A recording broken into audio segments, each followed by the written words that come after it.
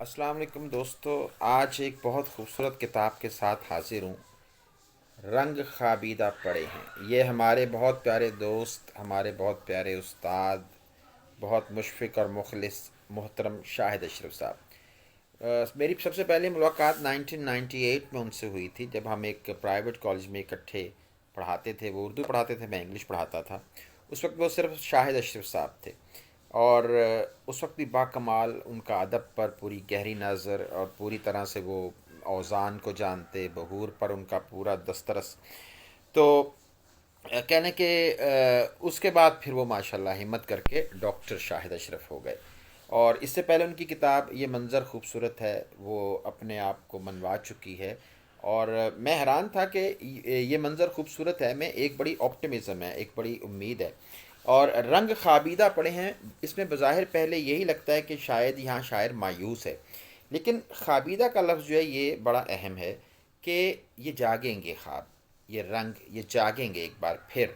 तो वो मायूस नहीं है, एक सिचुएशन है जिसको उन्होंने बताया। ये जो किताब है ये खूबसूरत नज़मों पर मुश्तमिल है। जैसे ज़िंदगी होती है, ज़िंदगी में तमाम पहलू होते हैं, तो ये इसी तरह से किताब है जो ज़िंदगी के हर मुआशी, मुआशरती, सियासी, मजहबी, ज़ाती, नफ्सियाती, आपकी रिश्तेदारियाँ, ये सब चीज़ों को कहने के अहाता करती है। मैं पूरी किताब पे बात करूँ तो शायद बहुत ज़्यादा वक्त चाहिए होगा, लेकिन मैं ये गुजारिश करूँगा कि ये आप किताब ज़रूर ख़रीदिए, ज़रूर पढ़िए, ज़रूर हासिल कीजिए। एक कहने के गुलदस्ता है मुख्तलिफ़ मौज़ूआत पर।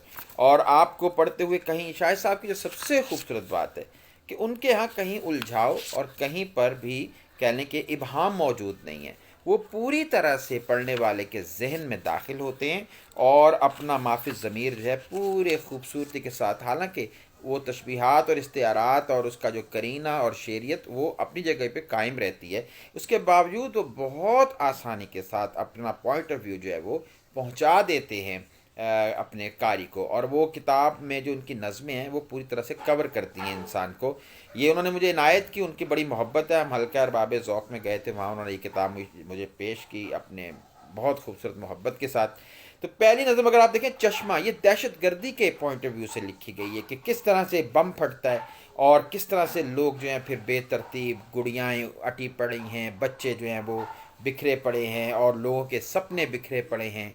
और ये भी है कि बड़ी खूबसूरत लाइन क्या है कि महाजे महाजे जंग के दोनों तरफ हम ही खड़े हैं और मरने मारने का फ़ायदा दुश्मन उठाता है। बहुत खूबसूरत लाइन है। और जहाँ पर बम फटा था अब वहाँ से एक चश्मा फूट निकला है। वो चश्मा क्या है? खून का भी है, लेकिन एक एक शऊर का भी है कि ये हो क्या रहा है। हम लोग आपस में ही लड़ते मरते जा रहे हैं। समात मुंतज़िर है, बहुत खूबसूरत नज़्म है। मौत और हयात की कशमकश लिए एक ऑपरेशन थिएटर का मंजर जिसके अंदर एक ज़िंदगी जन्म लेती है और पता नहीं वो इस दुनिया में आएगी नहीं आएगी, मर जाएगी या क्या होगा। लेकिन ये भी एक सवाल है कि क्या इस ज़िंदगी में आना क्या ज़िंदगी है? कहीं ये मौत से कहीं ज़्यादा बुरी हालत में तो नहीं? ये एक सवाल छोड़ता है ये नज़म का जो पैराया है। इस तरह उज़्ज़ा, दुर्गा और सीरिस। ये उज़्ज़ा आप जानते हैं अरब की देवी, दुर्गा हिंद की देवी, और सीरिस जो है ये मिस्र में एक सितारा है, डॉग स्टार उसको हम कहते हैं, उसकी वो देवी। अच्छा, वो तीनों तहजीबों को लेके अरब, मिस्र और हिंदू जो एक समाज है उसके अंदर जो बात एक ही कही गई है कि हर जगह पे इस्तेसाल इंसान का हो रहा है। चाहे वो कोई भी तहजीब थी, कोई भी वो दौर था, और गोदामों में ढेर लगे हैं कहीं पे। सीरस माता, खोपड़ियों के मीनारों पर एक उम्मीद का तारा चमके, गर्म लहू की धार गिरे तो मट्टी में शक्ति पड़ जाए, नंगी धरती सब्ज लिबास पहनकर झूमे, शबनम कलियों के लपचू में। गोदामों में ढेर लगे हैं, हर एक साल समंदर में लाखों टन गंदम फेंका जाए। यानी जहाँ पे पहले लड़कियाँ फेंकी जा रही थी अब वो गंदम है। लेकिन बात क्या है, ये दुनिया सरमाए के लट्टू पर घूम रही है।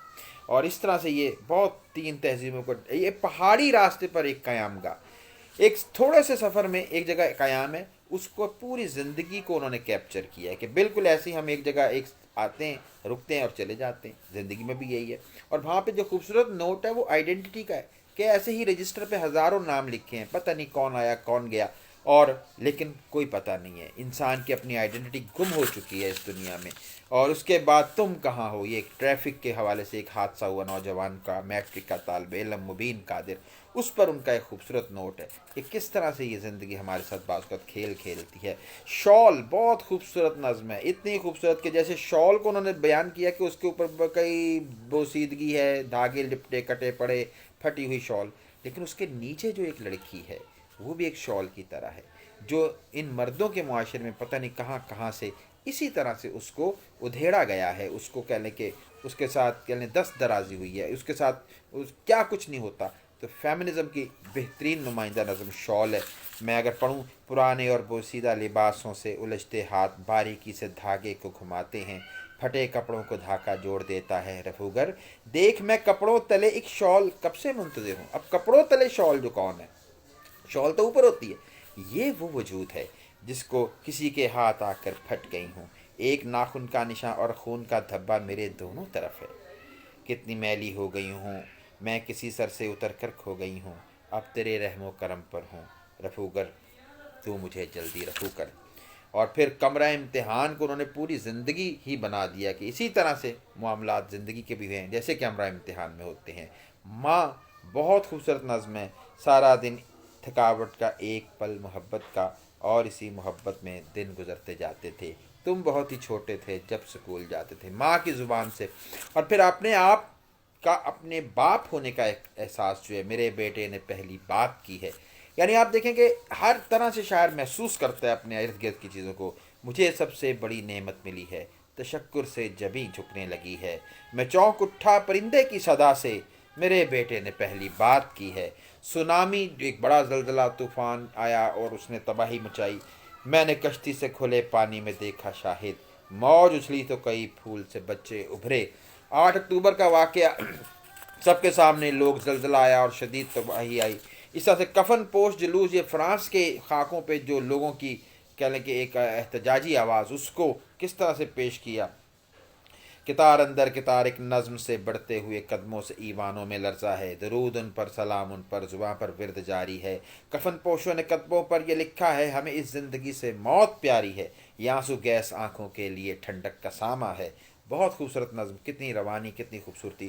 گوٹ سکوں آباد کا یہ کاروکاری جو ہے، جو قرآن سے شادیاں لڑکیوں کی کر دیتے ہیں، بہت خوبصورت منظر نگاری ہے، دور تک پھیلے ہوئے گندم کے کھیتوں میں کٹائی، سٹے چنتی بچیاں، بھیگے بدن، ہاتھوں میں کنگن اور کانوں میں سنہری بالیاں، سوچوں میں ڈوبی بھر کے جھولی، گھر کو جاتی ناریاں، پاس ٹالی کے درختوں کی کتاریں درمیاں میں، وقت کی گردش سے قطعی لا تعلق بیٹھے ہاری، زندگی ہارے جواری، ایک دوجے سے جڑے گھر، کچے گھر اور پکے انسان، اتنے میٹھے جیسے موسم کا سمر، فاصلے پر ایک حویلی سے ٹپکتی ایک دہشت، جس میں قرآن سے بیاہی ایک دوشی سا۔